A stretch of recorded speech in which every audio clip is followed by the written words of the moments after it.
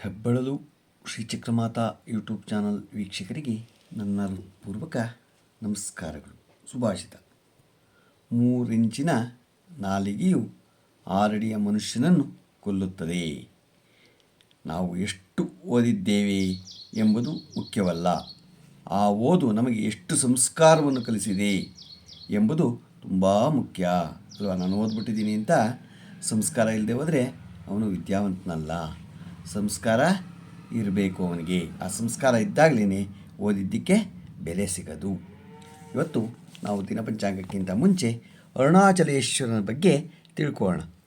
ಅರುಣಾಚಲೇಶ್ವರ ದೇವಸ್ಥಾನವು ತಮಿಳುನಾಡಿನ ತಿರುವಣ್ಣಾಮಲೈ ಪಟ್ಟಣದಲ್ಲಿ ಅರುಣಾಚಲ ಪರ್ವತದ ಅಡಿಯಲ್ಲಿ ಸ್ಥಿತವಿರುವ ಶಿವನಿಗೆ ಅರ್ಪಿತವಾದ ಪ್ರಮುಖ ಹಿಂದೂ ದೇವಾಲಯ. ಇದು ಪಂಚಭೂತ ಸ್ಥಳಗಳಲ್ಲಿ ಒಂದಾಗಿ ಅಗ್ನಿತತ್ವವನ್ನು ಪ್ರತಿನಿಧಿಸುತ್ತದೆ. ಈ ದೇವಾಲಯ ಚೋಳ ರಾಜವಂಶದಿಂದ ನಿರ್ಮಿಸಲ್ಪಟ್ಟಿದ್ದು ನಂತರ ವಿಜಯನಗರ ಸಾಮ್ರಾಜ್ಯ ಮತ್ತು ನಾಯಕರ ಕಾಲದಲ್ಲಿ ವಿಸ್ತಾರಗೊಂಡಿದೆ. ಇದು ಭಾರತದ ಪುರಾತನವಾದ ಮತ್ತು ದೊಡ್ಡ ದೇವಾಲಯಗಳಲ್ಲಿ ಒಂದಾಗಿದೆ. ಇದೇ ಬಾರಿ ವಿಸ್ತಾರವಾಗಿದ್ದು 5 ಪ್ರಾಕಾರಗಳು ಮತ್ತು 4 ಪ್ರಮುಖ ಗೋಪುರಗಳು ಹೊಂದಿದೆ. ಪೂರ್ವ ದಿಕ್ಕಿನ ರಾಜಗೋಪುರವು ದಕ್ಷಿಣ ಭಾರತದ 2ನೇ ಎತ್ತರದ ಗೋಪುರವಾಗಿದೆ. ಈ ದೇವಸ್ಥಾನದ ವ್ಯಾಪ್ತಿಯಲ್ಲಿ ಹಿಂದೂ ಧರ್ಮದ ಪವಾಡ ಎಂಬಂತೆ ಧಾರ್ಮಿಕ ಮಹತ್ವ ಪಡೆದ ಪವಿತ್ರ ಗುಹೆಗಳು ಇವೆ. ಆದ್ದರಿಂದಲೇ ಈ ಪರ್ವತವನ್ನು ಅರುಣಾಚಲ ಪರ್ವತಾಯಿ ಎಂದು ಕರೆಯುತ್ತಾರೆ. ಅಲ್ಲದೆ ಈ ಪರ್ವತವು ಶಿವನ ರೂಪದಲ್ಲಿದೆ. ಇದೇ ಗುಹೆಯಲ್ಲಿ ಶ್ರೀ ರಮಣ ಮಹರ್ಷಿಗಳು ಅನೇಕ ವರ್ಷಗಳ ಕಾಲ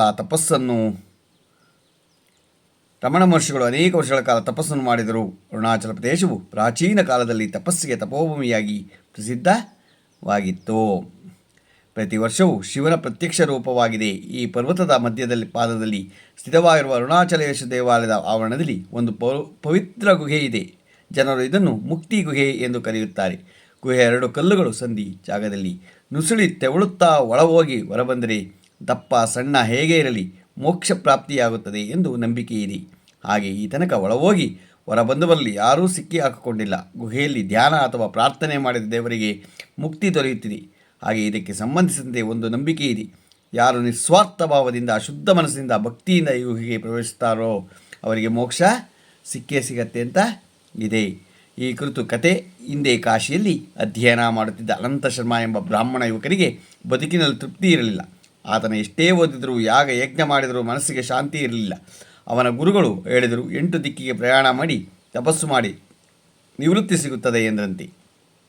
ಆಗ ಬ್ರಾಹ್ಮಣ ಯುವಕ ಪ್ರಯಾಣ ಮಾಡುತ್ತಾ ತಿರುವಣ್ಣಾಮಲೈ ಈ ಕ್ಷೇತ್ರಕ್ಕೆ ಬಂದು ಅರುಣಾಚಲೇಶ್ವರನ ದರ್ಶನ ಪಡೆದು ವಿಚಾರಿಸಿದಾಗ ಅಲ್ಲಿನ ಅರ್ಚಕರು ದೇವಸ್ಥಾನದ ಸುತ್ತ ಇರುವ ಗುಹೆ ಹಾಗೂ ಅಲ್ಲಿ ತಪಸ್ಸು ಮಾಡಿ ಸಿದ್ಧಿ ಪಡೆದ ತಪಸ್ವಿಗಳ ವಿಚಾರ ಆತನಿಗೆ ತಿಳಿಸಿದರು. ಶಿವನ ಪ್ರೇರಣೆಯೋ ಎಂಬಂತೆ ಗುಹೆಗಳಿಗೆ ಪ್ರವೇಶಿಸಿ ಧ್ಯಾನಕ್ಕೆ ಕುಳಿತನು. ಅದೆಷ್ಟೋ ಕಾಲ ಇದ್ದನೋ ಗೊತ್ತಿಲ್ಲ. ಕತ್ತಲೆಯಲ್ಲಿ ಬೆಳಕನ್ನು ಕಂಡು ಸಾಕ್ಷಾತ್ ಪರಮೇಶ್ವರನ ದರ್ಶನವಾದ ಅನುಭವ ಆಯಿತು. ಆ ಕೂಡಲೇ ಅವನಿಗಿದ್ದ ಭಯ, ತೊಂದರೆ, ಅಹಂಕಾರ ಎಲ್ಲವೂ ಕರಗಿದವು. ಅಲ್ಲಿ ಆತ್ಮವಿಶ್ವಾಸ ಬಂದಿತು. ಆತ ಗುಹೆಯಿಂದ ಹೊರಬಂದವರಿ ದೇವಾಲಯದ ಅರ್ಚಕರ ಮುಂದೆ ಬಂದು ಎಚ್ಚರ ತಪ್ಪಿ ಬಿದ್ದನು. ಅರ್ಚಕರು ಆ ಯುವಕನನ್ನು ಎಬ್ಬಿಸಿ ನೋಡಿದಾಗ ಅವನ ಮುಖ ದೀಪದಂತೆ ಪ್ರಜ್ವಲಿಸುತ್ತಿತ್ತು. ಅವನ ಮಾತುಗಳು ಶ್ರುತಿ ವಾಕ್ಯದಂತೆ ಇರುವುದನ್ನು ಕಂಡು ಆ ಹುಡುಗನಿಗೆ ಹೇಳಿದರು, ನಿನ್ನ ತೀರ್ಥಯಾತ್ರೆ ಪೂರ್ತಿಯಾಗಿದೆಯಪ್ಪ, ನಿನಗೆ ಪುನರ್ಜನ್ಮವಿಲ್ಲ, ಗೊತ್ತಾಯ್ತಾ? ಪುನರ್ಜನ್ಮ ಇಲ್ಲ ಅಂತ ಹೇಳ್ತಾರೆ. ಆತ ಗುಹೆಯಿಂದ ಹೊರಬಂದವರೇ ದೇವಾಲಯದ ಅರ್ಚಕರ ಮುಂದೆ ಬಂದು ನಿಂತ್ಕೊಂಡಾಗ ಆ ಮಾತಾಡಿದೆ, ತೀರ್ಥಯಾತ್ರೆ ಪೂರ್ತಿಯಾಗಿದೆಯಪ್ಪ, ನಿನಗೆ ಪುನರ್ಜನ್ಮ ಇಲ್ಲ, ಈ ಗುಹೆಯಲ್ಲಿ ನಿನ್ನ ಒಳಗಿನ ದೇವರನ್ನೇ ದರ್ಶನ ಮಾಡಿಸಿತು ಎಂದು ಹೇಳಿದರು. ಇದು ಪುರಾಣ ಕಥೆ. ಅರುಣಾಚಲೇಶ್ವರ ದೇವಸ್ಥಾನವು ಶೈವ ಭಕ್ತರಿಗೆ ಮಾತ್ರವಲ್ಲದೆ ಭಾರತೀಯ ವಾಸ್ತುಶಿಲ್ಪ, ಪುರಾಣ ಮತ್ತು ಸಂಸ್ಕೃತಿಯ ಅಭಿಮಾನಿಗಳಿಗೆ ಸಹ ಆಕರ್ಷಣೆ ಕೇಂದ್ರವಾಗಿದೆ. ಇದು ಭಕ್ತಿಗೆ, ಇತಿಹಾಸಕ್ಕೆ ಮತ್ತು ಶಿಲ್ಪಕಲೆಗೆ ಜೀವಂತ ಸಾಕ್ಷಿಯಾಗಿದೆ. ಗೊತ್ತಾಯ್ತಾ? ಪ್ರಭುಂ ಪ್ರಾಣನಾಥಂ ವಿಭಂ ವಿಶ್ವನಾಥಂ ಜಗನ್ನಾಥ ನಾಥಂ ಸದಾನಂದಭಾಜಂ ಭವಾತ್ಪವ್ಯ ಭೂತೇಶ್ವರಂ ಭೂತನಾಥಂ ಶಿವಂ ಶಂಕರಂ ಶಂಭೋ ಮೀಶಾಮೀಡೆ ತ್ರ್ಯಂಬಕಂ ಯಜಾಮಹೇ ಸುಗಂಧಿಂ ಪುಷ್ಟಿವರ್ಧನಂ ಊರ್ವಾರಿಕ್ಮಿವ ವಂದನಾನ್ ಮೃತ್ಯೋರ್ಮುಕ್ಷೀಯಮಾಮೃತಾತ್. ಯಾವಾಗಲೂ ನಾವು ಶಿವನ ಧ್ಯಾನ ಮಾಡಿದ್ರೆ ಒಳ್ಳೆಯದಾಗತ್ತೆ. ನಾವೆಲ್ಲ ಮಾಡೋಣ. ಇವತ್ತು ಅರುಣಾಚಲೇಶ್ವರನ ಬಗ್ಗೆ ನಾವು ತಿಳ್ಕೊಂಡು ಈಗ ದಿನಪಂಚಾಂಗವನ್ನು ತಿಳ್ಕೊಳ್ಳೋಣ. ದಿನಾಂಕ 29/6/2025 ಭಾನುವಾರ. ಶ್ರೀ ವಿಶ್ವಾವಸು ನಾಮ ಸಂವತ್ಸರ, ಉತ್ತರಾಯಣ, ಆಷಾಢ ಮಾಸ, ಗ್ರೀಷ್ಮ ಋತು, ಶುಕ್ಲಪಕ್ಷ, ತಿಥಿ ಚೌತಿ, ಹಗಲು 11:35.